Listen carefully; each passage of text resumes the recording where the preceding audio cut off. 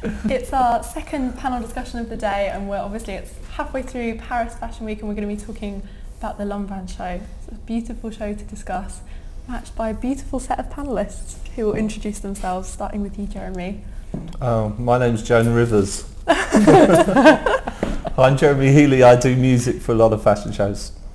I'm Deborah Milner. I'm a couturier and I consult on various brands, including McQueen. I'm Oriole Cullen and I'm a curator at the Victoria and Albert Museum.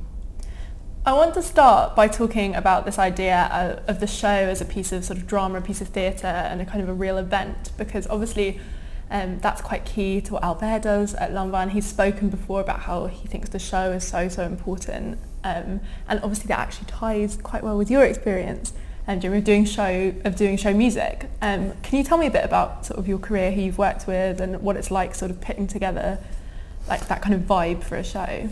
Well, I started off when I was 14, I worked for Vivienne Westwood and Malcolm McLaren because I just really liked them. I used to go up to their shop in the King's Road and dodge all the teddy boys who were trying to beat you up while you were getting there.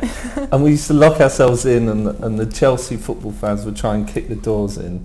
And it was just really exciting. It was like a fashion thing, but it was like, that's the atmosphere of the 70s. But that's how I started. I got involved in it, and then I met John Galliano at his degree show. My girlfriend was in his show at St Martin's, and she came and she kept telling me to go, and I wasn't interested. And she said, "You've got to see this guy. He's fantastic. You've got to see him." I was like, I went down there under duress, and he did a 2.5 minute fashion show. It was brilliant though. The girls came out with trees in their hair and clogs on and dead mackerel, and they threw the fish at the audience, and I was just like, I was like shocked. I thought it was brilliant. It was just like an amazing bit of theatre, and it was incredibly exciting. And then I just met him afterwards, and he said, "Will you come and do my music for me?" Because he'd been to parties where I DJ'd, and I said absolutely, and that was 26 years ago, and I've done it ever since. That's amazing. So that's how I really got into it. But I've worked with pretty much, well, not everyone, because there's so many people, but lots and lots of people. Because you did Victoria's Secret as well, didn't you? That must be lots of fun. I worked with Victoria's Secret for 12 years, which is that's a television show, so that's a sort of different angle. And what I find with different brands, you know, you've got to look at the brand and give it a musical personality that's very different from all the others. I remember when I was doing like 12 shows a season, you know, people would ask you, "Oh, what's the song?" And there wasn't ever a song that was ever featured in any of them. So that's what the challenge is. It's always really, really different. And how does it work? Do they give you, because I think we can all agree, like there's a sense of when you're at the shows, everything from, you know, like the set to the music, it all ties into the aesthetic that designer is trying to put across. So are they quite sort of specific, and would say someone like John, would he give you a brief and then you'd give him sort of a set of songs, and then how does that process work? Yeah, I mean, John's like, you know, normally there'll be a story about, you know, a damsel in distress, a dotty duchess, or, you know, some you know, some crazy story, and we'll illustrate it, and, you know, and it doesn't, it's a bit like scoring a film. You don't have to go literally with it, you know, but you find the music sort of, it's like a silent film. It tells the story of the clothes, of the emotion, and it's a sort of manipulation of the audience. Yeah, I was thinking that, because it's so important, because it's going to set the mood and how people feel when they watch the show. Yeah. Has that always, you can draw on some of your history knowledge here, has that always been the case with fashion shows, you know, this sense of kind of setting a mood and making it feel very atmospheric, or is that something that's become quite new with the kind of... I think since the 70s, really, early 70s, I think people like Ozzy Clark, you know, staging kind of very immersive happenings and things like that, where people realise actually it's not just seeing the clothes in a very sort of staid, controlled atmosphere. It's very much about creating a sense and a message and a feeling of what you want to say. So absolutely, it's all the senses, you know, the space that you're using, that music is so important, and you can really see the audience reacting when a song, you know, comes up, it brings them up, or there's something quite somber, you know, it is a really key factor. I saw a thing about a documentary on Mary Quant, and they were talking that they were trying to figure out how to play music and mix it in with each other. So there wasn't. I mean, it was a very, very basic thing, and this was in the 60s. Yeah.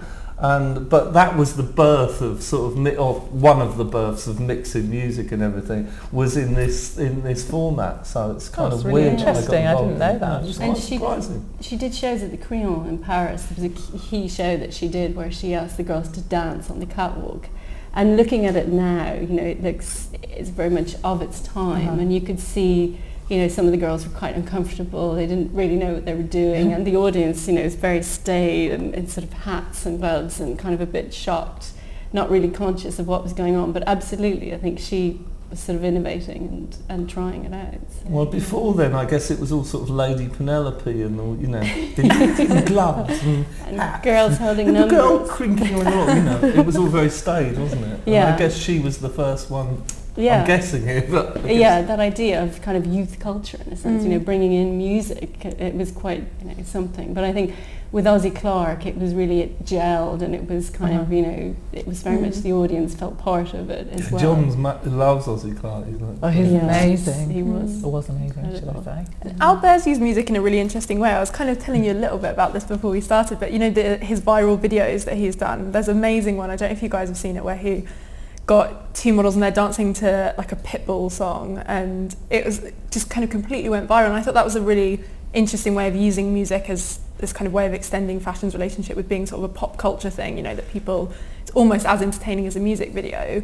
I was interested in getting your opinion on how the internet has changed sort of fashion's relationship with music, whether it's become more fluid and more of an interplay, whether it's actually harder now because... Well, it's got extremely litigious now. Yeah, I was going to say. Because people aren't buying records anymore. The people who make the records are looking to different revenue streams now, and a lot of them are fashion orientated. Because you look at a show, it's not enough to have it silent. It's not enough. And the record companies pulled all the music from all the fashion shows and caused my 3 weeks of hell for me. About a year ago, they pulled all the music off all the shows, so they weren't all even the allowed websites of all Really? the labels. So then now they have to license everything.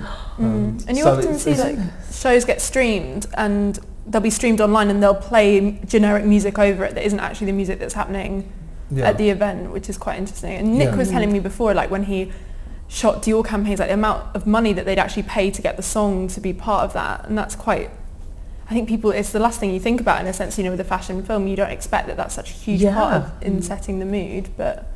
It's the first thing I think. Well, it is. I would agree with you that it's the first thing, but I wouldn't. I suppose a few years ago you wouldn't have to worry about whether you were playing something. No, but that now belonged to somebody. But isn't there a guerrilla aspect to that? Because so much stuff is kind of shared online, and people just film stuff on their phones. It's almost like how, especially with something with fashion that is so consumed in a kind of on social media. Whether it's people like filming stuff on their phone or doing Instagram or Twitter. Like it's one of those that doesn't correlate well to being able to sort of control something like that.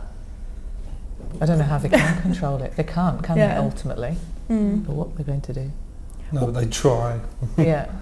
It's a lot of effort put into it. But we focused a bit on Albert, and I do want to go back and talk about Joan Lanvin and the beginning of the house, because we were saying before the stream went live, the original Lanvin, she's fabulous, but she is one of those forgotten heroes or heroines of fashion. I think that wouldn't be too harsh to say. Why do you think that is? Is it because Albert's so successful? Well, I think that because there was quite a quiet period before he came on board, and he says it was a wonderful legacy that he had to play with, and of course in his very quiet way he really sort of built it up again, but very strongly with links to what she was doing, and of course taking and really revitalizing the little insignia of the mother and child, and sort of making that key. And of course, she was a very interesting woman because she started out as a milliner, and she set up her own business to support her. She had a daughter, she was divorced, and she established her house in 1909, so it's very early. It was one of the earliest and longest running couture houses. I think up until 1993, unbroken, they were creating couture. But her thing was always very much femininity. And colour as well was very important, and I think that's a really nice link with Albert Albaz, definitely because continued that. Yeah, I mean, she set up her own dye works in 1923 so that she'd have exclusive colours that nobody else could copy. And I think, you know, colour is such a key thing with him. So there are some really lovely links, I think, and you know, there is a nice rhythm that sort of works with what she did and what he's doing now. That sort of really fits together quite seamlessly. We were talking a little bit about this before we went live as well, but I want to talk about when a designer fits with a house and when it works, because what's interesting with Albert is I think especially a young generation of fashion fans, they'd almost just see him in the house as synonymous, and you know, sometimes it just gels, and I guess exactly the same could have been said for Galliano at Dior. And why does it work and why doesn't it work? Because the obvious example in that case is when Albert was at Yves Saint Laurent, where there wasn't that same kind of complete sort of synergy. I think it worked at Saint Laurent until Saint Laurent was sold, because he was, after all, Saint Laurent's chosen successor. So I think then when it was sold, they wanted to create a completely new image. But I think he has something of Saint Laurent's kind of, in terms of the persona that you see anyway, the quietness and the kind of consideration with what he's doing, and a slow evolution, and you know, actually quite a radical evolution in terms of what he's doing, but it's quieter. But is it just business decisions and things like a company being sold that can affect whether a designer clicks? Why, you know, occasions where it just an aesthetic works, and what is that sort of magic? Is it balancing the archive with something new? What brings it? I think a lot in fashion now, it's become a bit like football. You know, you get a certain number of seasons and you're out, which is a shame. And I think that's true too. It's definitely whoever is behind the label. If they give a designer some time to kind of grow and work with it, you know, that is really great. And you know, Albaz came on in 2001, and you know, very quietly had sort of time to work with the label and create something. And I think that's why it's been so successful. He's been quite critical of that pace as well. You know, you said it's a few seasons, then you're out. He's spoken really openly about that kind of, he's like, you wouldn't expect a movie director to do 6 films in a year, so how can I produce 6 collections? And do you think there's an element to the success as being able to have that time to reflect and sort of be able to produce work? Do designers even have that now? I mean, it seemed, you know, initially it seems he had that time and that backing, but yeah, I mean, he still has to produce these collections, and it is punishing. It really, it is, really definitely. is. And it's not just the collection; it's also the show. He said that in an interview, and I thought you forget that. I think people take the show for granted because there are so many amazing shows, but as you're saying, you know, there's so much that goes into it, and create like. At Tonight Show, they had popcorn there. There's a jazz band greeting people. You know, it's this huge production that. Well, the thing is, it's over in a few minutes, and then that's kind of it. Okay, you see the images and everything, but it's not like a film which is running in the cinema for several weeks and you can go back to and look at again. But that's changing though, because obviously Lanvin don't stream, but with a lot of brands, you know, that becomes part of their image. That show, even it's almost become part of that PR process, whether it's just captured through social media or whether it's being streamed. Because you must find this with your work with Victoria's Secret. Have you found that the show, it's not actually anymore just about showing fashion, it's a brand building exercise? Oh yeah, it's crazy. Now the life of that show is mad.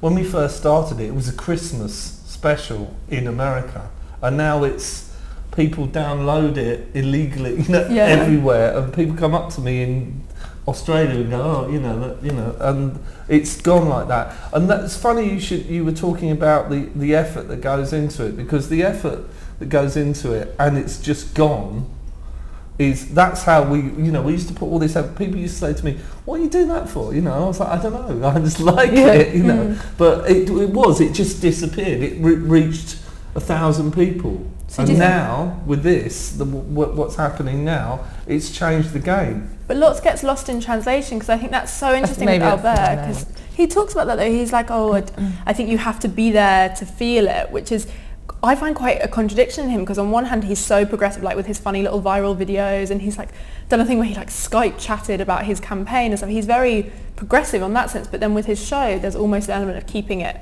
close, and you almost think like things like the music and the vibe you miss, and it intrigues me how we're going to move that forward. Maybe it'll change how we present shows, and maybe that's changing already. I suppose what I was thinking is that, you know, if you go to a show and you experience it and everything, it's not going to be the same even if you see the images on the internet, even though that's a major rebranding thing, or a branding thing, should I say.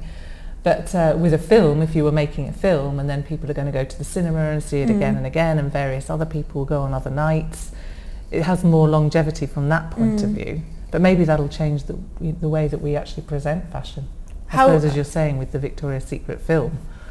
How would you guys like to see fashion present? Do you think more of an emphasis should be put on, reproducing the show in a context that would work online, or what do you think would be the best sort of way to see houses present their collections? Because they're already being consumed massively online, and I think we all agree not in the best possible way sometimes, I think they should film it less straight on, they should use different, that's more interesting filming, that's true. They've got, obviously got a huge budget and they've got 40 cameras on it, but I mean there is there's more interesting ways to film it. I think we saw the Prada thing last week, which was a little bit more interesting to look at, the way the lighting and but I think that's got to happen next. I think definitely that hasn't caught up with the way things are playing out. But don't you even think it would be better to then, if you're going to put so much effort into filming the show, why not just film the whole collection in as you were saying, in a film context or something like that? We've done films with, I did one with Catherine Hamlet and Ellen von Unworth, which was like, instead of showing a collection, she did a short film. But people are so hesitant about that, we've seen some designers really embrace it. We were talking about Gareth P that's done that, but some designers just, the show is such really a mentality difficult. That fetishizes the show. Well, there's different things, I think, for the sort of live stream now that we're seeing and play video type of thing, that is very much about people being able to see the looks. But a lot of the time fashion film can be more creative, which is a fantastic expression of what the designer is telling with the collection, but it serves a different purpose in a way. So I think, if shows were to move towards a film format, uniquely film format, that it might have to be a sort of medium. I like the idea of it still being a show, but filming it in a more interesting way. Exactly, But at the end of the day, there's nothing like actually seeing the clothes and being there. I guess that's what you're trying to convey in whatever you show afterwards. And I don't think you're necessarily doing that if you're just shooting it straight on there. No. Especially with something like Lanvin, where often the detail on the back is incredible and you miss all of that. It all gets lost in translation. And I think the fact that it's an exciting event, for a lot of people around the world watching it, it's an exciting event. You are not there. There's a guest list, that it's happening live. That makes it quite attractive, I think, as opposed to this is being filmed in a studio now. Oh, well, I'll look at it later. So I think there still is a draw of that idea of, there's sort of the build-up and the audience, that they're there, it's happening, it's something. We had Darish, who used to work at Vice and still does work at Vice, on the panel yesterday, and he said, when people clap at the end of a show, they're not clapping the fashion, they're clapping themselves for being there. And I thought that was quite telling, because there is an element that as fashion becomes so popular and there's such a public thirst for fashion, you can almost see that's why people really hold on to the show, because it's almost that element of keeping people out. But this ties in something I did want to talk to you guys about, which is about popular thirst for fashion and how that's changed, and whether recently we're seeing, because we talked about this with the exhibiting culture over the couture panels, and how much there is just this enthusiasm for fashion. Have you really noticed that in the last? Yeah, I mean, it's amazing, because obviously the museum, they've had a fashion gallery for a very long time, which is fantastic. Since the 1950s they've had fashion curators, which is wonderful. So there is a supportive culture there. But yeah, more and more, the audiences are just rising and rising. They, at the entrance desk, they get 50% more inquiries about the fashion gallery than they do about anything else. So there is a real thirst, and there's lots of fantastic new venues now in London exhibiting fashion, and places that didn't before that are now engaging with it. So there is a real hunger for it. That's massively down to the internet and also magazines. I mean, when I started out, there were hardly any magazines. I mean, I think Elle started while I was at St Martin's. There was Vogue and Harper's Bazaar, and that was kind of it. And now the internet, so it's expanded massively. Just the amount of students that are coming out of college as well who've studied fashion. There's one thing I do want to go through the images, but I'm just conscious there are lots of different topics I want to ask you guys about, and one of them is couture, because obviously, Deborah, that's your your field, and that's got a very interesting sort of tie with Lanvin, because obviously they don't show couture anymore, and Albert's spoken in a very interesting way about couture and how he has such respect for it, but how it's not something that he would sort of choose to show. And I just wanted to sort of gauge your opinion on that and whether... Well, it would be interesting if he did decide to show couture, because I think he'd probably bring a very modern edge to it, which would be quite exciting. Because if you think about a lot of the techniques that he's kind of taken into ready-to-wear and to a luxury house, I mean, he was probably one of the first who was using the sort of raw edges and simplicity in the particular way that he's done in one of those luxury brands. But I mean, if that's what he... But do you think the fact that a designer as talented as you say, as skilled as he is not choosing to do couture is quite indicative of sort of the future of couture in a way? No. I don't want to sound too pessimistic. No, I don't think so. I think there's a lot happening in couture anyway. I don't think that that's the case. I mean, there are quite a lot of couture clients around still, even though they're a small number. And there are more houses choosing to show couture at the moment. So I don't think that that's an issue. I think that's his decision. So yeah, and it's about, I think, choosing your market. I think that's another thing too. And I think they're quite a small house in a sense, and so they're an independent house as well, which people which on that Paris level, if you are to do couture, you need to be incredibly massive, because you're reaching such a large audience, and you've got to fulfill so many criteria as well. Yeah, so exactly. Yeah. Let's go and have a look. I don't think we've got all the images in yet, but we'll have a look at what we have got in and to see what Albert's been doing this season. Just so you know, during the music, apparently, there was Florence in the Machine and there's also Cher. So you can give us your verdict as we go along. This is the opening that... I mean, it is quite difficult actually when you watch without the music and everything, because you're just looking at it very cold, aren't you? Yeah, very, very cold. And this is interesting because the flounce, that ruffle, is very much an Elbaz signature, and of course that jewellery that he started out with Lydia Diaz developing, and it's very much part of the Lanvin signature. So last season he went for square. He sort of a new beginning after his 10-year anniversary. Yeah. But this is a first look is really it's something you would expect, and you would say yes, it does look like a Lanvin. And it's poetic in that way that he does so well. And would you say that kind of romantic, kind of almost whimsical edge, would you say that's one of the sort of the real codes of the original house? How do you think he's updated that?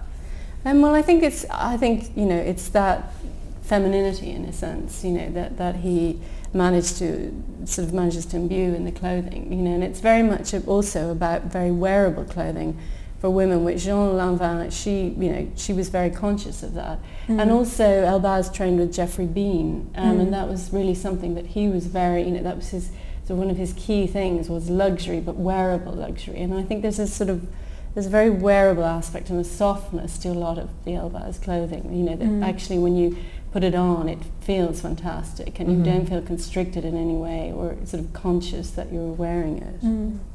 Should we see some more looks? I'm conscious that now fashion might disappear at any moment.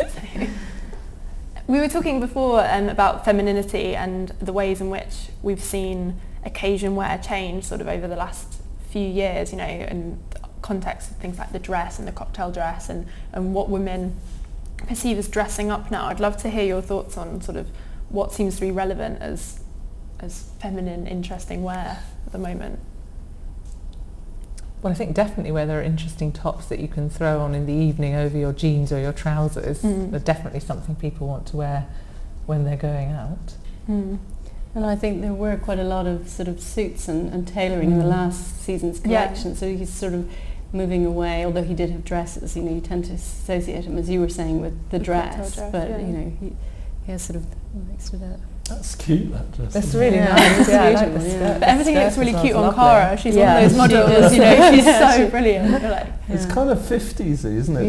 That line is... Well, when the audience was going in, there was like, as I was saying before, there was like a jazz band, and they've got all this kind of retro popcorn, so I think he's trying to create this quite... It'd be so nice, I mean, this is where, it's not enough not to be at the show, because it'd be so nice to be able to see the fabric. But that makes me think, why doesn't a designer who is amazing at fabric, is amazing with his cut and his detail, you want them to create something that lets people see their show, because you think, what is the point of putting this much fantasy and this much thought into something that is only going to be consumed by such a small amount of people who've already gone to sort of probably 10 other shows that day. It's wasted. But I mean, can you ever see it unless you see the actual fabrics? I don't think you can. You can just get an essence of it. But that's interesting then, because I agree with you in some sense, but then I also think people buy fashion online now, so that I do agree that there's a sense of, you know, like we say, oh, you wouldn't appreciate that until you buy the fabric, but for some consumers that will go from being a catwalk image to something they purchase on the internet, and they will never actually engage with that fabric until they buy it.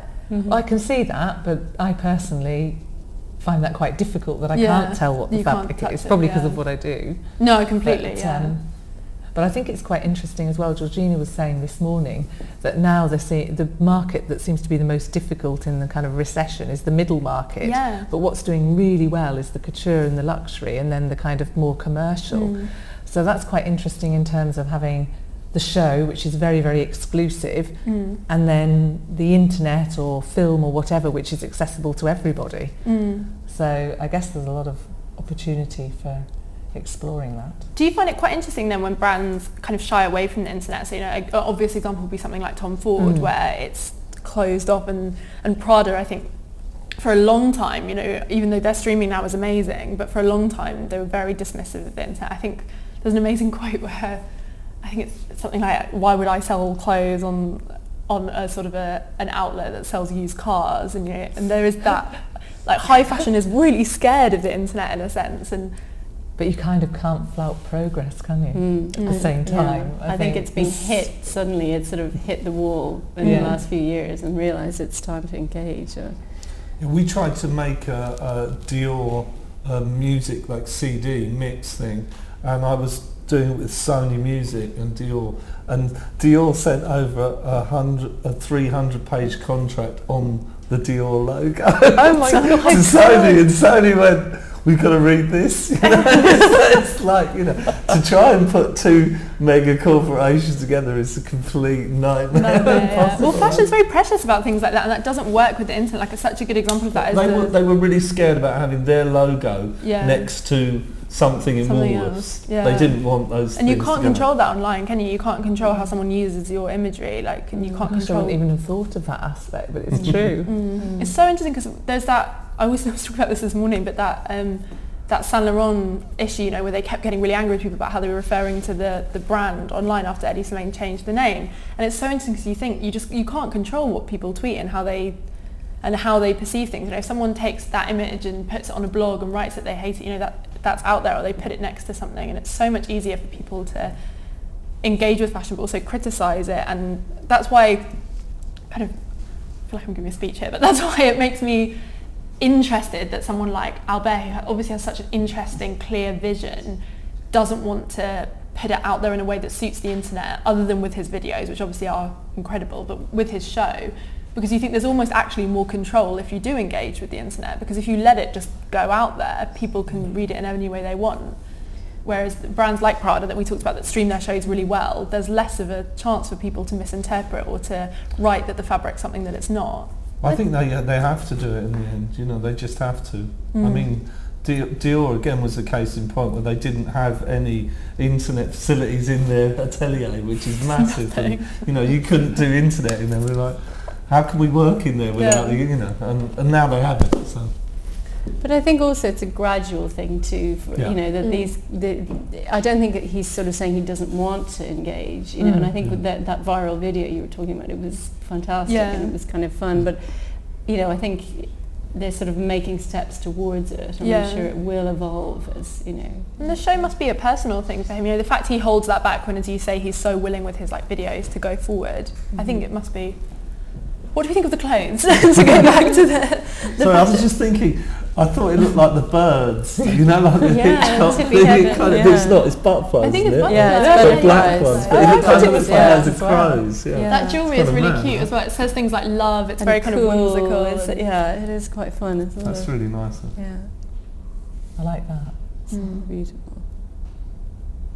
Yeah, for a lot of looks. So the print is interesting because he doesn't usually. I know last season he had sort of a torso print, but he doesn't usually engage so much with prints. So. That's what struck me about this collection. I know we've only seen 11 looks, but so far is it seems to be really merging his signatures, like things like the ruffle, as we mentioned, and this is like, you know, signature Lanvin, but then also in a very different direction with something like that print. If you saw that look probably by itself, you wouldn't say Lanvin. That's striking me as quite interesting about this collection already.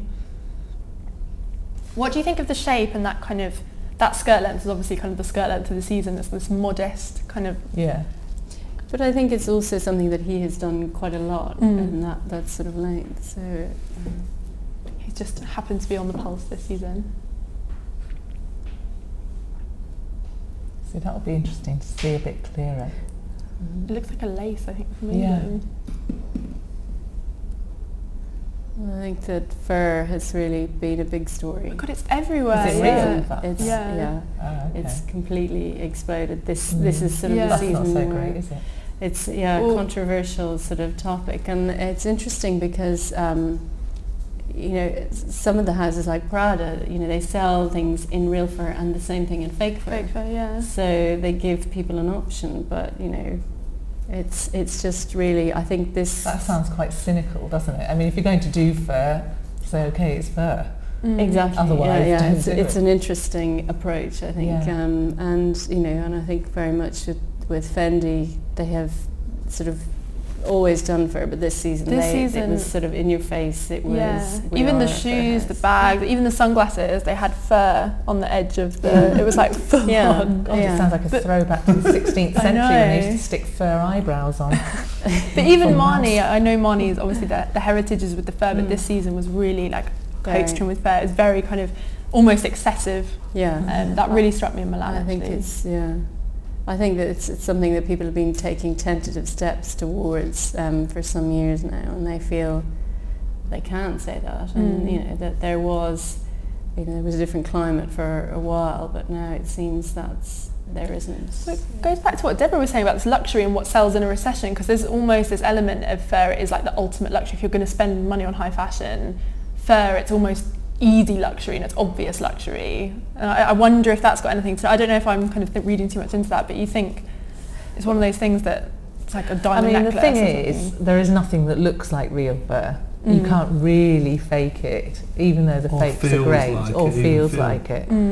But then the question has to be a kind of ethical one, really. And I think if you do have customers who can afford the sort of super luxury end of things, then you're selling an aspiration to other people, and I think something that's kind of completely way out of their price range. It's perfect as an aspirational image, or you know, it's sort of to stamp that idea of luxury. And this collection seems to be quite about, you know, luxury, from that incredible jewellery, but even to those kind of mini accessories that we've seen a lot of. You know, it's very kind of, there's a primness to it, which I think you always get with Lanvin, but that's coming across particularly with that. I think also the hair and the makeup, the way this is done, it's very... And there's very delicate layers and layers and layers of ruffles. You know? The great thing is it's nice to see that not in an evening dress, but in a blouse that anyone could, some people, a lot of people could wear. But that's kind of is what you were saying about how women dress, isn't it? You know, like for a lot of people, a cocktail dress isn't even relevant. Even if you're going to an occasion, you don't wear a cocktail dress anymore. That's you the know? thing, really. So from that point of view, it's modern luxury, and you can see why he might make this decision not to do couture. What do you think of it being teamed with flat shoes? It's interesting because he's had this for, I think, a few seasons now, these brogues that have been, you know, quite popular. Well, it does work with this collection. And it makes it seem a little bit fun. You know, if you put some of those looks with a heel, they could almost move into being less... ladies, sort of, Yeah, exactly. One thing that was interesting is I was doing my research on Jean Lanvin, and a lot of the stuff that comes up is how her stuff was quite ageless in a way. And I was thinking about that in the context of Albert, and I think what he does is, like, we saw that cute prom dress on Cara, and you know, she's like a 20-year-old girl, looks great. But you also, a lot of the looks he does, you can see working really, really well.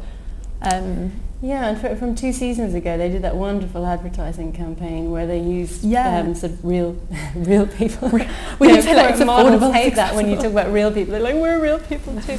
But so and one of the ladies was this incredible New Yorker in her 80s who'd been a ballet dancer, and she just looked so amazing, so sharp, and yeah, you know, amazing in the clothing. So I think there is a sort of age. It's quite interesting if I hark back to when we were doing the couture and Martin Margiela, and we were discussing was there any point in it being couture.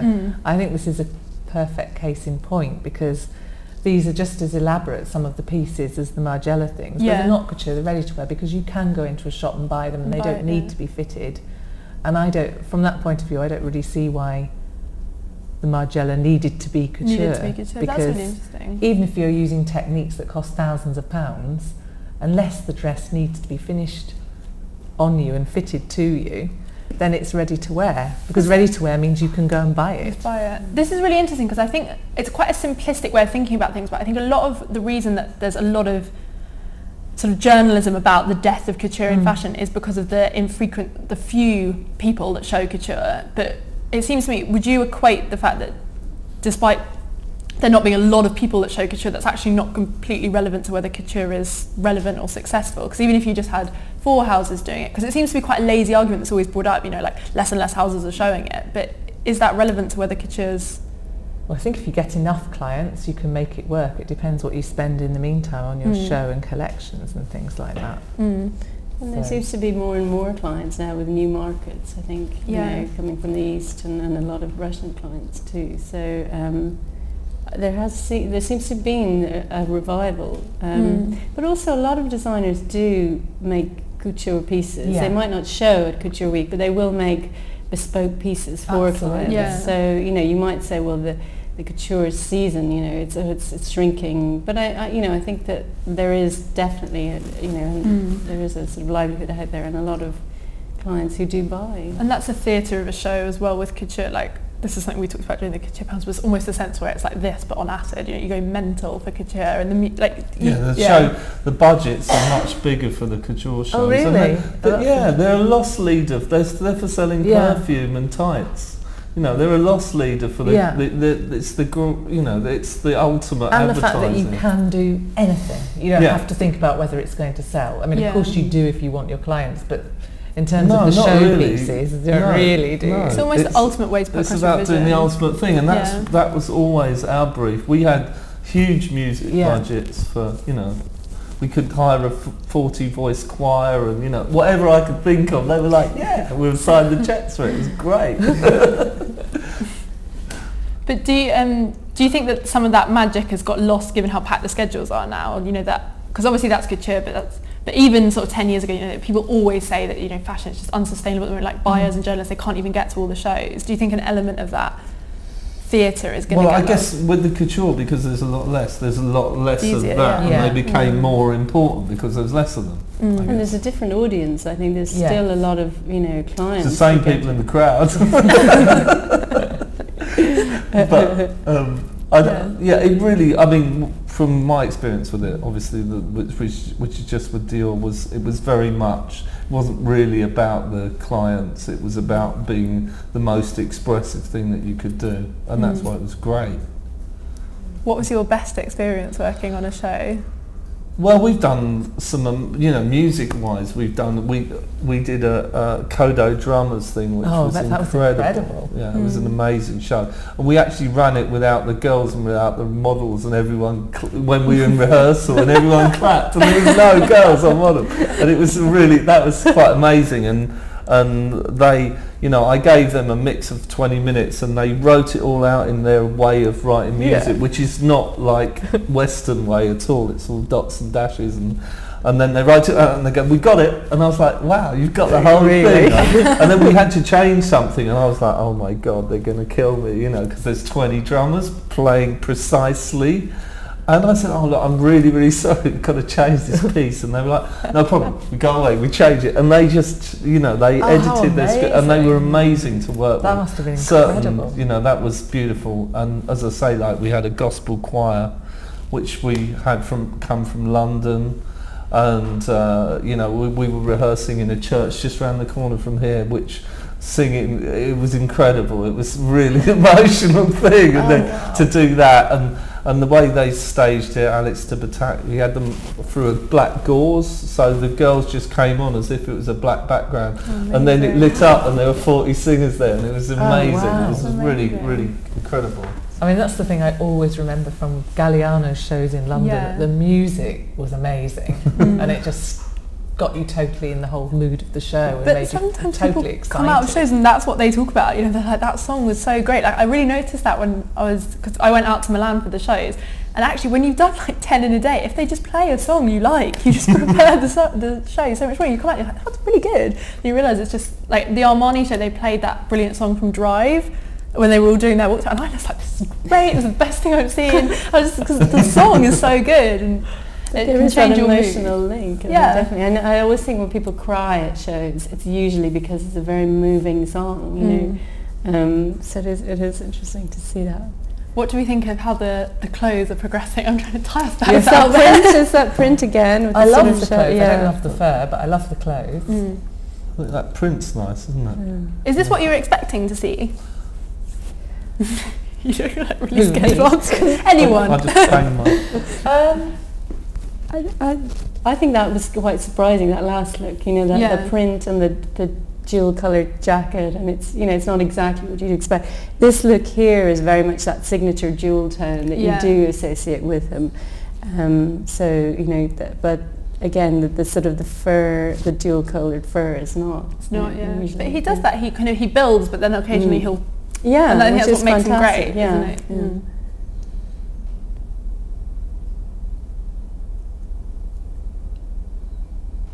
And talk to me about some of the cuts that we're seeing, Deborah, and well, the one that was just on, actually, I mean, I really like that. It's very simple, but it's the sort of dress that you could really wear, and you'd look kind of a bit edgy if you did wear it. But that's kind of some really nice cutting in it, but cutting that you can wear, like the skirts that were sort of flowing to one side earlier on as well. And the interesting thing about Elbaz is he says that he works a lot draping on the mannequin. He works on the body as well. Yeah, which I think you know you can really see, because there's some strange and unusual ways of dealing with a fabric that really, you know, you can see it's from three-dimensional modelling. Obviously a couture way of working. Exactly, so that's quite interesting. Do you notice that when you're putting together an exhibition, you know, for example, like, I'm obsessed with this, but I always talk about the ball gowns exhibition, but can you tell designers that would work from sketches as opposed to ones that work with the body? Is that something you kind of pick up from when you work with clothes a lot? I think you can definitely see it. I think you can definitely see with something if it has been made on a figure. You know, I mean, there are some sort of interesting ways of resolving things that you find, particularly with more experimental designers, that you know it's very much something that's been made on a figure. It's not always evident, but there are particular pieces where you know instantly this has definitely been made on a figure. I know when I worked with Alexander McQueen himself, he would never let you do something like put a simple side seam in. You had to use seams that worked with the body and the body shape. He didn't want you to put the seam on the side and on the dart on the front and the back, because the body's not flat. And that's the kind of thing that we talked a lot about this in the couture. I don't want to rehash too much, but that's one of those things where, because obviously Albert has that kind of couture type training, and you think that does get lost. Like, not necessarily people aren't showing couture, but if they're not at least training and understanding those methods, I think that's quite interesting. I don't know if the schools are kind of encouraging it a bit more, because quite a few of the interns that we've had through, they seem to have more of an understanding of cutting on the dummy than maybe 10 years ago. So perhaps they are kind of encouraging that a bit more again. That's interesting. Very soft silk, which he's brilliant at using. And as we were talking earlier, but he was sort of one of the first people to leave the raw edge. It's an interesting sort of view of women as well, because we were talking about this idea of, you know, how he presents femininity and how he presents his woman as sort of a beautiful or a sexual person. I think it's quite interesting how he does it, because it never feels like it's objectifying a woman in any way, but it is very sensual as well. I think he walks that line really well. Yeah, I think he's spoken about the idea of never purposely designing something to be sexy, but designing to make a woman feel strong. And that's his idea, that if you wear it and you feel strong, then you are sexy. So and it's strong in a very feminine way as well, which is almost harder than... I think to get I don't think there are many people doing that, actually, because it's not kind of scary or... Yeah, because the designers are often known for empowering women, actually. I think empowerment is often just used as a code for doing something which is avant-garde, or something that is shocking, or something that is genderless in some way. Whereas I think that I find it so interesting with his work that he can do something that is almost girly in a sense, you know, covering a dress in butterflies and like throwing on a huge necklace as we're seeing there, but it still feels empowering. I think that's so interesting. Beetles. Fantastic. I love this actually, it's really, really beautiful. See the next look. See, she makes everything look really good. She's one of those girls. It's quite a big collection actually. Yeah, it's a hefty one.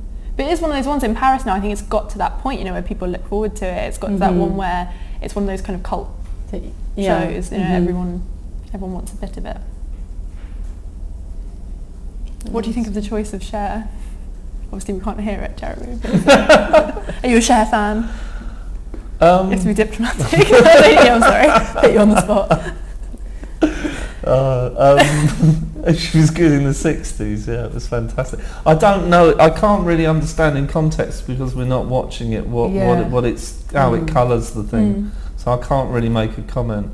But having it's quite a girlish soundtrack to have. I know Florence is amazing, but to have Florence and the Machine and Cher, it's almost quite tongue-in-cheek, you know, it's like almost pushing it into a bad taste as a kind of a joke, you know. Not, I don't mean that in a mean way, but you know, having music that is kind of poppy, it's very him to do that. Like I have amazing fashion with a poppy, amusing. Yeah, I just wonder how it flows with it. I don't, you know, obviously we can't see, so but I'm liking a lot. It is really sexy. A lot of these dresses. That's really nice. It's great. You know, I came because I was interested in. He's got such an unimpeachable reputation in the fashion business, and I've never seen one of his shows, and that's why I came to see it. Has it lived up to his reputation? Well, I certainly think there's a lot of pieces here which are fantastic, but yeah, I'd like to see the whole thing all wrapped up and see how they do it. Well, you need to go talk to him and tell him to stream then. That's the takeaway from this. That's where we need to go next. Get on the train. Well, if you met someone wearing some of these clothes, you'd automatically think before you spoke to them that they must be an interesting person. Yeah. Because it's quite intellectual in that way. Yeah, but it doesn't sort of shout out too much. It's kind of... Well, it's regal, isn't it? But without being sort of arrogant or hoity in any way. You know, it always seems really fun. I think it's a bit like Yogi or Comme des Garçons, but with a kind of slightly sexy element thrown in, even though that's unintentional. Yeah, and I think that sort of the fabrics that he uses are quite, you know, they have a very sort of, there's something quite enticing about them. You want to stroke them, you know, these beautiful silks. So, you know, they're not challenging fabrics. They're not, like you were talking about Yogi or Com, they use sort of neoprenes or crinkled polyesters. You know, these are very luxurious, and I think they're sort of things you do want to reach out. I think Yogi or Com, maybe Yogi less so, but Comme des Garçons would probably move more away from the body or do something that's kind of jarring a bit in terms of proportion, on purpose obviously, and because of Japanese culture, I guess. So this is our last look that we've got. It's beautiful with the crown. You can see that just from the stills that the fabrics are flowing, can't you? You can see lines in it. So. And I love that she's got flat shoes with this.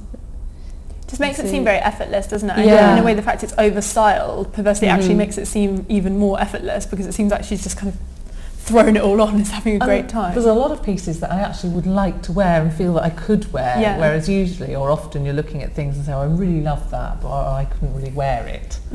Whereas I think there's a lot there that, you know, you could actually imagine wearing. If you could, based on what you've seen for the looks, if you could pick the music, Jeremy, what would you have picked with it?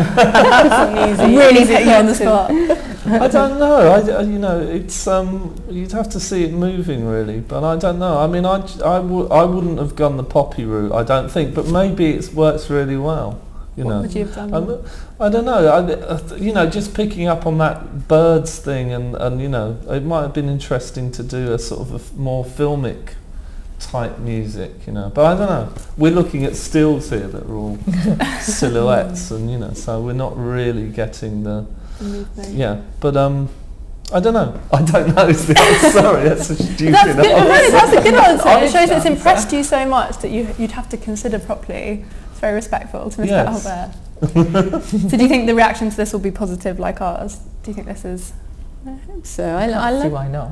I love the Beatles, and I think it's a funny inference there, because traditionally a lot of those poor Beatles, their wings were used as embroidery on Indian dresses, and often in the early 20th century, in Western fashion. So you get these incredible dresses that have this iridescent, it looks like sort of large beads, and when you look up close they're actual beetle wings. And so it's kind of clever reference that he's printed them and made Their that. bodies ground up for dye. Yeah. So. He's funny like that, there's an intelligence to what he does, even when it's something like getting models to dance to Pitbull, that's still something, it almost feels like he's got a joke that you're invited, still feels accessible though, it never feels like an in-joke. But I think there's a very sort of approachable, accessible in certain sense to his humour and to what he's doing. He, as you say, he really invites people in. And I think that's the lovely thing, in the store in Paris. He still arranges the window there and is very much involved. And that you would think is so small and not, worthy of his attention. But, his studio is based there, and it just all designers are frustrated window dressers. They are. He said before, which I think is so sweet, he said he loves fashion, and he's like, if I didn't do fashion, I'd be homeless. It's the only thing I can do. And I think you see that thirst for everything from his store to his collection. I think that's what I love about him. I find that. And it's kind of that thing, I think that's what makes a great designer, whether it's McQueen or Galliano, it's that thing where they're just obsessed, And absolutely, yeah. Well, should we give him a round of applause to wrap things up? Thank you so much.